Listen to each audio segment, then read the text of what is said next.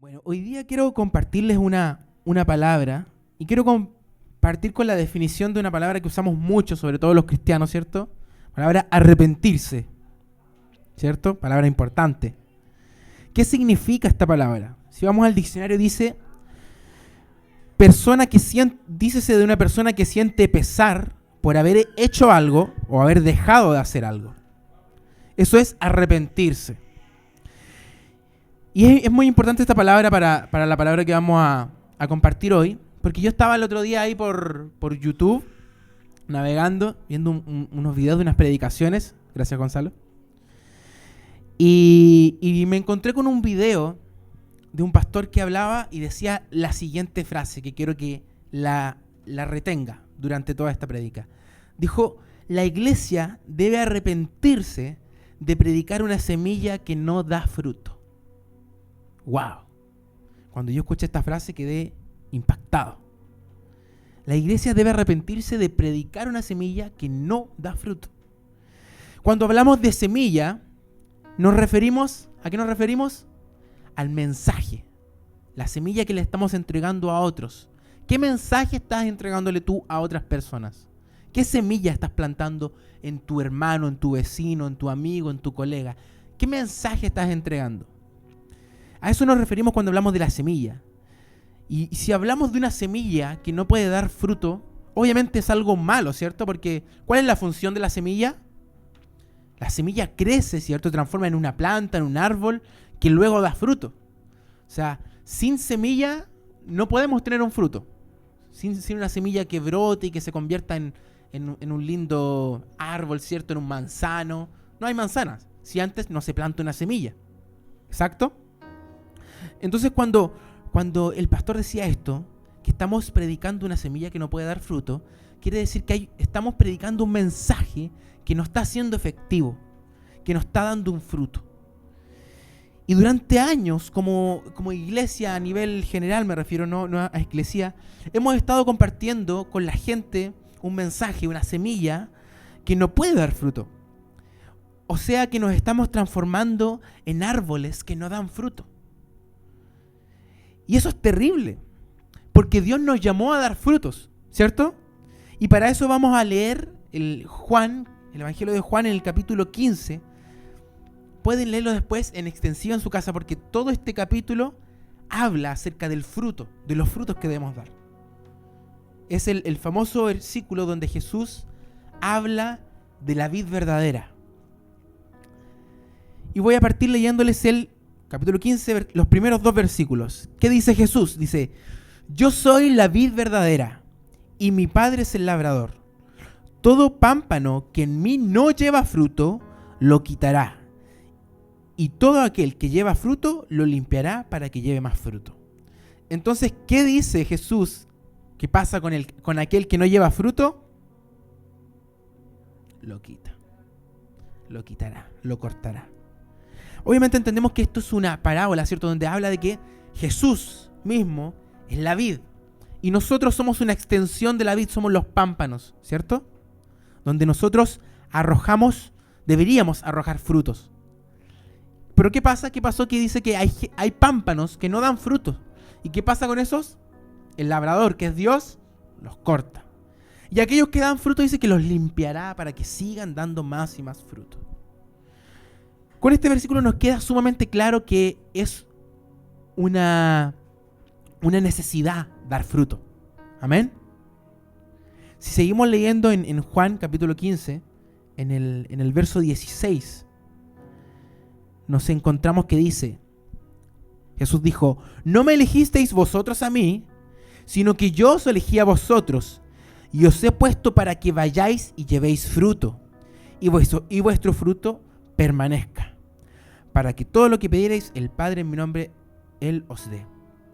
¿Qué es importante de este versículo que acabo de leer? Dice, no me eligieron ustedes a mí. A veces creemos que nosotros elegimos a Dios, que obviamente nosotros tomamos una decisión, pero quien nos eligió desde antes de que estuviéramos siquiera vivos fue Dios. Y nos eligió para una comisión, dice. Los elegí para que vayáis y llevéis fruto, y vuestro fruto permanezca. Entonces, el motivo por el cual tú estás aquí, por el cual Dios te escogió, es para que des fruto. Nos va quedando claro, ¿cierto? Hay que dar fruto. Hay otra versión que dice, yo los escogí a ustedes y los comisioné. O sea, una comisión, ¿cierto? Es una misión, ¿cierto? Es algo, un compromiso que se hace. Y qué importante es esto, porque si vamos a los últimos momentos de Jesús con los discípulos, ¿qué fue lo que hizo? Les dio una gran comisión, ¿cierto? Porque decimos, dar fruto. ¿Qué será dar fruto? ¿A qué se refiere Dios con dar fruto? A quien nos comisionó a dar fruto. Bueno, aquí el Señor lo explica cuando habla de la gran comisión. En Mateo 28:19 dice, por tanto, id y haced discípulos a todas las naciones, bautizándolos en nombre del Padre, el Hijo y el Espíritu Santo, enseñándole que guarden todas las cosas que yo os he mandado, y aquí yo estaré con vosotros todos los días hasta el fin del mundo. Lo conocemos, este versículo, ¿cierto? Lo sabemos, lo conocemos casi de memoria. Esta es la comisión. Entonces, cuando hablamos cómo damos frutos, aquí el Señor nos dejó las instrucciones necesarias para dar frutos, que es hacer discípulos, bautizarlos, enseñarle a otros todo lo que hemos aprendido. Ese es el dar fruto. ¿Y qué pasa? Que a veces nos hemos olvidado que es una necesidad para ser un discípulo, para ser un pámpano de la vid, dar fruto, poder dar fruto. Por ahí alguien podría decir que su llamado no es predicar. No es mi llamado a predicar. Que mi verdadero propósito es darle la gloria a Dios nomás. Yo escuchaba eso por ahí. Y creen que la única forma de dar gloria a Dios es levantar las manos y decir 3 gloria a Dios, ¿cierto? O decir yo le doy la gloria a Dios. Pero aquí, nuevamente, en Juan capítulo 15, nos vuelve a dar una respuesta certera ante ese pensamiento. Juan 15:8, ¿qué dice? Se los leo. En esto es glorificado mi Padre, en que llevéis mucho fruto y seáis así mis discípulos. Todo aquel que diga, esté en una iglesia y diga yo glorifico al Señor, y no ha predicado a alguien, no ha dado frutos, no glorifica a nadie. Dice que aquel que lleva fruto está glorificando al Padre. Aquel que hace su voluntad glorifica al Padre. ¿Y cuál es la voluntad de Dios? Lo leímos recién. Dice en el versículo 16, dice que yo os elegí a vosotros para que vayáis y llevéis fruto. Esa es la voluntad del Padre. ¿Cómo glorifico a Dios? Muchos se preguntan, ¿cómo glorifico? ¿Qué significa glorificar? Tan simple como hacer la voluntad de Dios y dar el fruto que tanto añora Dios. Dios añora que nosotros demos frutos. Amén. Añora que demos frutos. Y quiero leerles otro versículo de este capítulo 15. Por eso les recomiendo que lo lean en su casa, porque está cargadito este capítulo, el capítulo 15 de Juan, de información acerca de lo necesario e importante que es que demos frutos. El capítulo 15, versículo 5, dice: yo soy la vid, vosotros los pámpanos. El que permanece en mí y yo en él, este lleva mucho fruto, porque separados de mí nada puedes hacer. O sea que para poder llevar el fruto, para poder predicar de manera certera con una semilla que sí funcione, ¿qué necesitamos hacer? ¿Permanecer en quién? En la vid, en Jesús. Él es la vid, permanecemos en Jesús. Porque muchas veces intentamos por nuestras propias fuerzas ir a las personas y tratar de dar fruto, y tratamos como de traer a la gente a empujones a la iglesia, ¿cierto?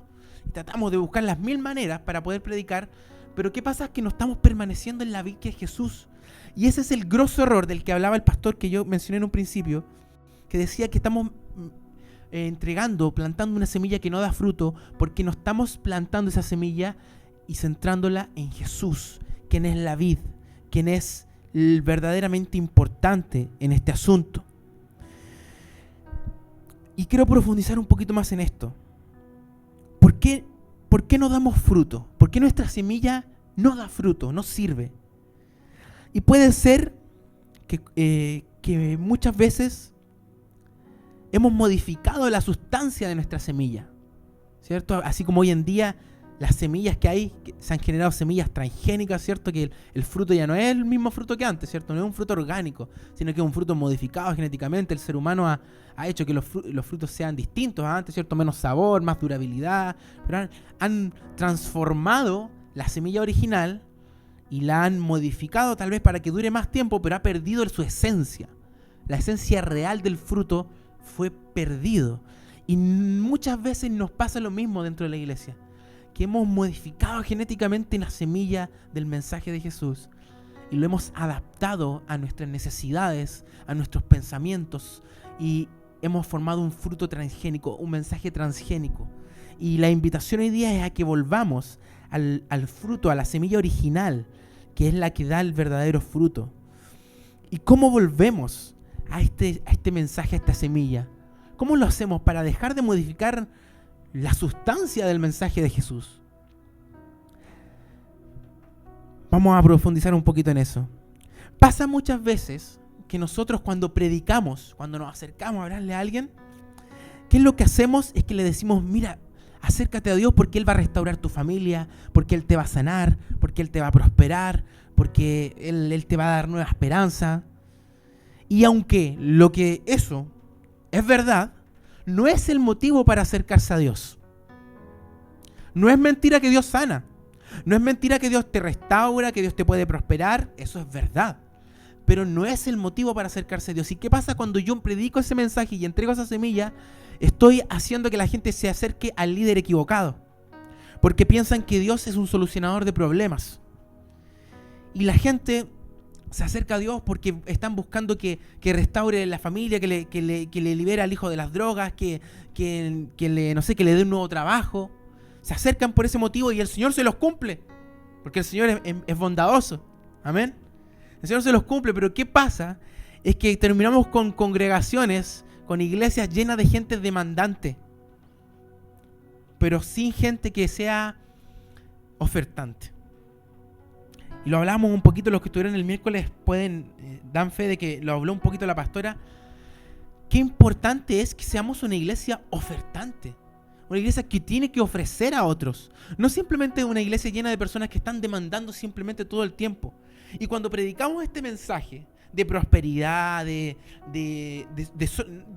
solamente prosperidad, de solamente un Dios que sana, de solamente un Dios que te va a cumplir tus deseos, hacemos que la gente se transforme en personas demandantes, como decía Anteyebel, cristianos ovejas, de esos de dame, orame, y no debemos ser así, ¿cierto?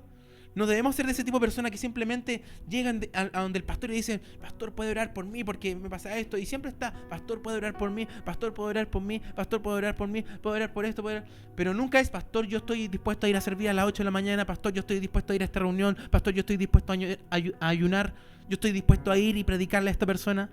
Sino que siempre estamos pensando en el que me den, en el recibir, en el que el Señor supla mis necesidades. Pero muy pocas veces estamos dispuestos a dar la vida. Y es totalmente contrario a lo que predicó Jesús. Jesús predicó un evangelio que era de dar la vida, que era de negarse a sí mismo. Pero sin embargo, hoy vivimos en pleno siglo XXI en un tiempo donde la iglesia vive un evangelio de bendiciones, de solo añadiduras. Porque el sanar, porque el recibir perdón, porque el recibir restauración a una familia son las añadiduras. ¿Las añadiduras de qué? De buscarlo a Él.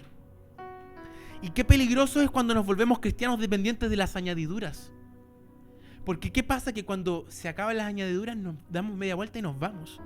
Y quiero que recordemos lo que ocurrió en un episodio de la Biblia cuando Jesús dio de comer a 5.000 personas. Conocemos la historia, ¿cierto?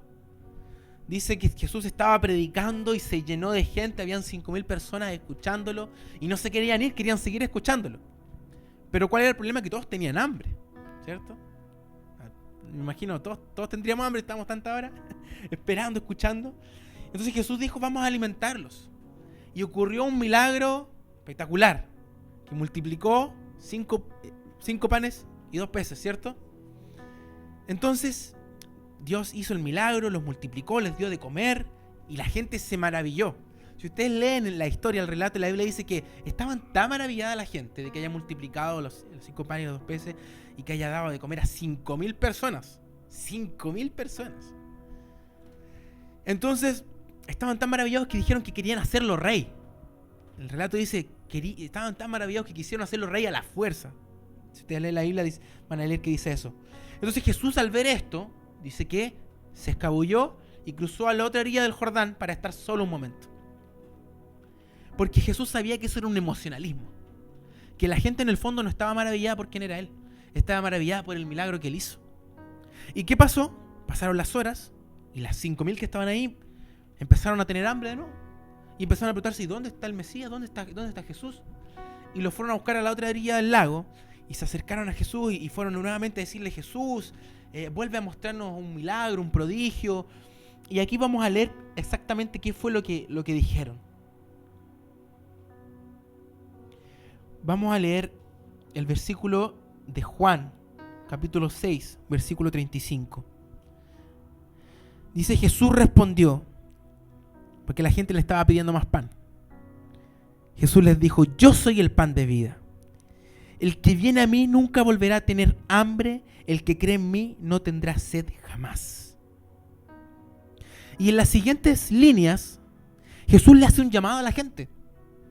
Le hace un llamado a que comprendan la vida eterna, a que entiendan la resurrección y que estos debían creer en Él para no tener hambre nunca más. Pero ¿qué hicieron esta multitud? Nosotros queremos pan. Nosotros queremos pan, queremos comer. Y le citaron, dijeron, ¿y cómo así nuestra gente comió en el desierto maná del cielo? ¡Haz que llueva maná! No se quisieron conformar con las palabras cuando Él dijo, yo soy el pan de vida, yo soy. Cuando dijo yo soy, a ellos les dolió, como que dijeron, ¿pero cómo? Si este es el carpintero, este es el nazareno. ¿Quién es Él? Mejor haz que vuelva a multiplicar el pan. No te queremos a ti, queremos el pan. En otras palabras dijeron. Y Jesús les volvió a decir, les digo la verdad. Todo el que cree tiene vida eterna. Yo soy el pan de vida. Les vuelve a decir, yo soy el pan de vida. Sus antepasados comieron maná en el desierto, pero todos murieron. Sin embargo, el que coma el pan del cielo nunca morirá. Yo soy el pan vivo que descendió del cielo. Todo el que coma de este pan vivirá para siempre. Y este pan que ofreceré para que el mundo viva es mi carne. En otras palabras, Jesús le estaba diciendo, yo me voy a entregar para que todos ustedes tengan vida. Pero ¿qué hizo la gente? No entendió. Y volvió a decir, nosotros queremos que haga el milagro. Queremos ver de nuevo la multiplicación. Y ante Jesús no volver a hacer la multiplicación de panes, la gente se marchó. La gente se fue, se alejó. E incluso los mismos discípulos le dijeron, Señor, esta palabra que compartiste no es muy difícil de entender. ¿Qué pasa? Que cuando la gente se maravilla con las añadiduras, deja de maravillarse con el Dios de las añadiduras. Nos centramos demasiado en el milagro y nos olvidamos en quién hizo el milagro. Y eso es el mayor error que hemos cometido los cristianos en nuestra época actual. Que estamos enfocados en buscar la añadidura, en buscar la bendición. Que el Señor me provea, que el Señor me dé mi casita propia, mi autito, lo que sea. Pero nos olvidamos de seguir al Cristo vivo, al pan de vida. Porque Dios usa los milagros para demostrar su gloria, para llamar tu atención. Pero al final del día, si tú no decides ir al verdadero pan de vida, entonces nada ha cambiado. Nada ha cambiado. Si al final del día tú sigues maravillado con el milagro, que maravilloso el milagro, pero no te maravillas con Jesús, no ha cambiado nada dentro de tu corazón. Seguirás siendo como estas 5.000 personas que se dieron la media vuelta y se fueron. En la Biblia está lleno de milagros que hizo Jesús. Sanó gente, resucitó muertos, que yo creo que es el milagro más grande que podemos ver. Pero que esa misma gente, cuando Jesús estuvo en la cruz, dio la media espalda y se fue. Pues que son personas que no han entendido la verdadera semilla, el verdadero mensaje, que es Cristo el que transforma los corazones. No las bendiciones, no los milagros, que puta que son ricos.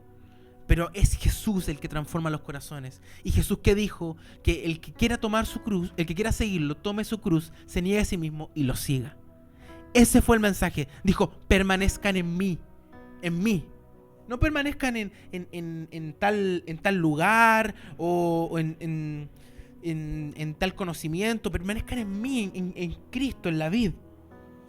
Pero nos olvidamos tan fácil y nos centramos en tantas cosas. No, perdemos nuestro tiempo centrándonos en las cosas de la vida e incluso en la religiosidad. Porque creemos que porque estamos en una iglesia estamos permaneciendo en Cristo. No.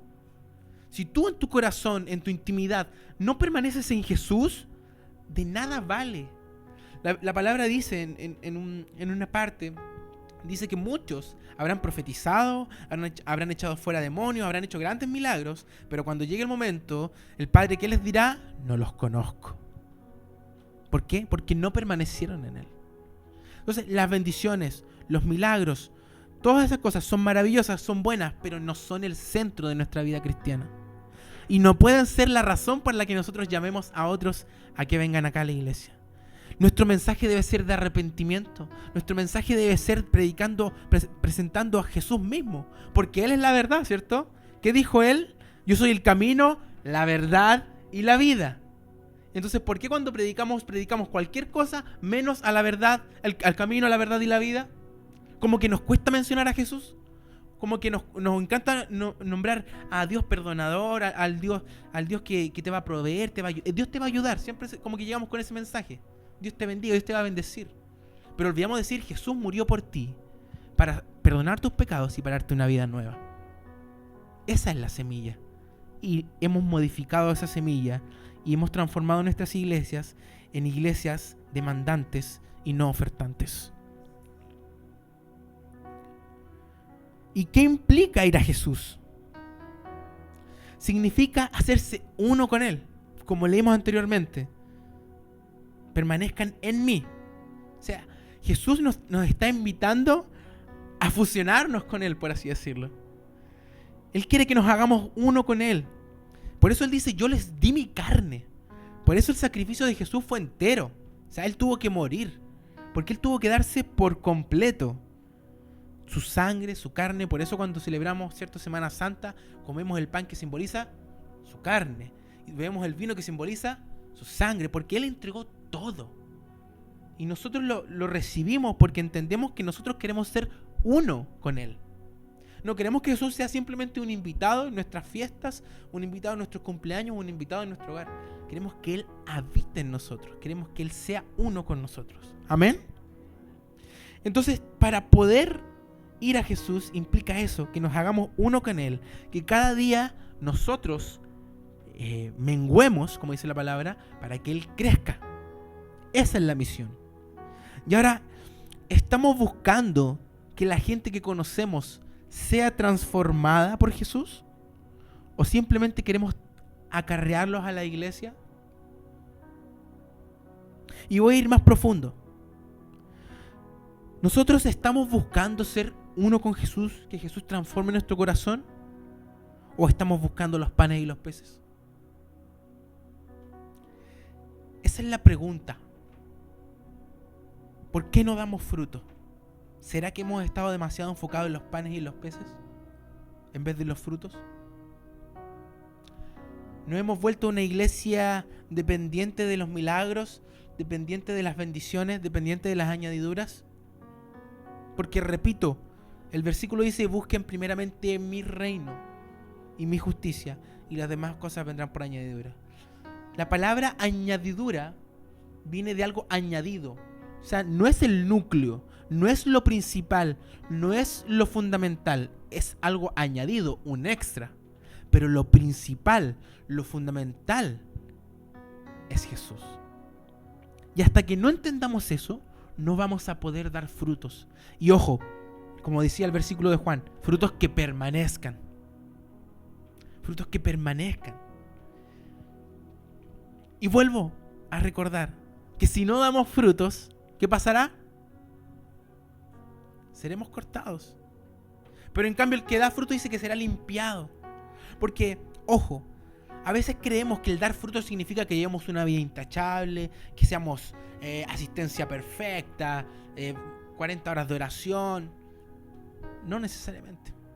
Sería genial, pero no necesariamente. Porque Dios entiende que seguimos siendo humanos. Pero cuando tú tienes en tu corazón la intención y Jesús ha transformado tu corazón, puede que no tengas asistencia perfecta, que no seas la persona perfecta, ¿cierto?, en sus acciones, pero tú estás buscando transformar los corazones de otras personas, vas a dar fruto. Va a ser un fruto que va a permanecer. Entonces, qué importante es que entendamos este mensaje, que es Jesús quien transforma los corazones. Es Jesús quien transforma nuestro corazón, no las añadiduras. Y quiero leerles otro versículo que está en Mateo 3, capítulo 3, versículo 8. Y dice lo siguiente: haced pues frutos dignos de arrepentimiento.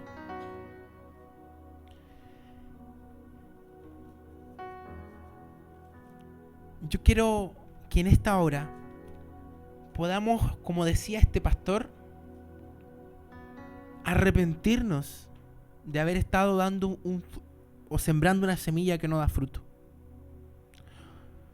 Y que produzcamos este fruto y que este fruto demuestre nuestro arrepentimiento genuino.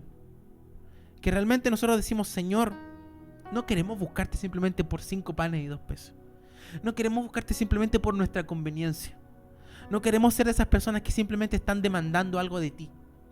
Queremos ser personas que estén dispuestas a dar la vida. Porque eso fue lo que hicieron los discípulos. Eso fue lo que Jesús les pidió. Cuando después de hablar de la vid verdadera, en el capítulo 15 de Juan, las siguientes palabras de Jesús habla de que el mundo nos aborrecerá. Entonces, es muy poético esto, porque Jesús les dice: ustedes son partes de la vid, tienen que permanecer en mí, tienen que dar fruto, tienen que hacer esto. Pero después les dice: ¿qué pasa si hacen esto? El mundo los va a aborrecer. Y nombra una serie de cosas que van a tener que padecer aquellos que quieran ser los discípulos de Jesús, aquellos que quieran seguirlo. Entonces, ¿qué pasa? Jesús te está diciendo: hay un precio que pagar. La pregunta es: ¿estás dispuesto a pagar ese precio? Porque ¿qué pasa? Que muchos cristianos o muchas personas no están dispuestas a pagar ese precio. Y por eso son solo demandantes. Porque saben que ser ofertante va a llevar un precio. A lo mejor te va a costar el desprecio de algún familiar, a lo mejor te va a costar el desprecio de tus colegas, a lo mejor te va a costar más de algún mal rato con tu pareja, etcétera, etcétera. Te va a costar, porque el mundo va a aborrecer. Si aborrecieron a Jesús, dice, ¿qué más le espera a los demás, a los que me siguieron? Entonces, qué importante es entender que hay un precio que pagar. Hay un precio que pagar. Pero al fin y al cabo, ¿qué vale más? O mejor dicho, ¿qué sería peor? ¿Que te desprecien aquí en este mundo? ¿O que al final de los días el labrador, Dios, te corte de la vid? ¿Qué sería peor? No sé ustedes, pero yo prefiero pasar los malos ratos en este mundo, que gente me aborrezca, pero jamás que cuando llegue el día el Señor me diga: no te conozco, y me haya cortado de la vida. Yo prefiero pasar 1000 adversidades en este mundo, pero cuando llegue el momento el Señor diga: siervo fiel, así me has servido, entra en tu descanso. Eso es lo que nosotros debemos buscar. Eso significa buscar el reino. Eso significa sembrar una semilla que da fruto. Y este 2024 debemos plantearnos como iglesia, todos, porque todos pertenecemos a la iglesia, amén. Todos los que estamos aquí somos parte de la vid, amén. ¿Estamos en la vid o no? ¿Estamos en Jesús? Entonces, por lo tanto, debemos plantearnos que este 2024 sea un año de frutos. Sea un año de frutos, de que veamos un verdadero fruto, que digamos: esta semilla yo la voy a plantar donde quiera que yo vaya. En mi trabajo, en mi casa, en mi villa, en mi barrio, donde sea que yo ande, voy a plantar esta semilla para dar un fruto que permanezca.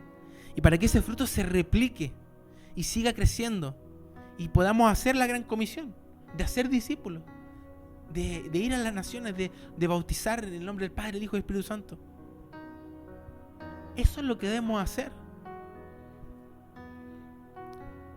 Quiero que nos aferremos a este versículo, a este capítulo, mejor dicho, de Juan 15, de la vid, para que realmente sea una misión para nosotros este año, dar frutos.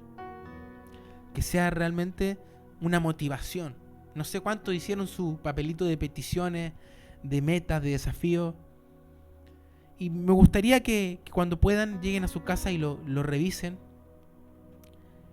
y vean. Porque cuando yo lo hice el mío y luego leí esta palabra, me di cuenta de que muchas de mis peticiones, metas, desafíos eran más una demanda hacia Dios que yo ofreciéndole algo a Él. Y eso es síntoma de que me estoy convirtiendo en un árbol que no quiere dar fruto, que no quiere ofrecer, que solo quiere demandar.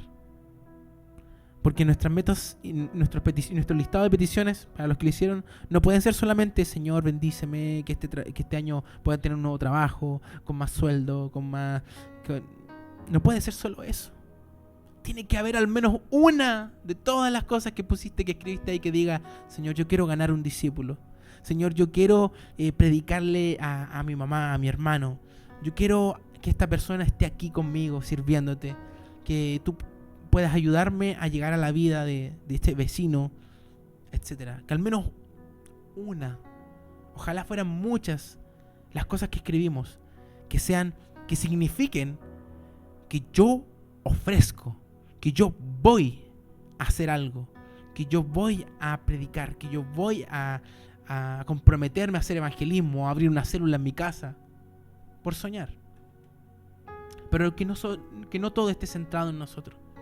Que no todo sea que no nos transformemos en cristianos egocéntricos, hermano.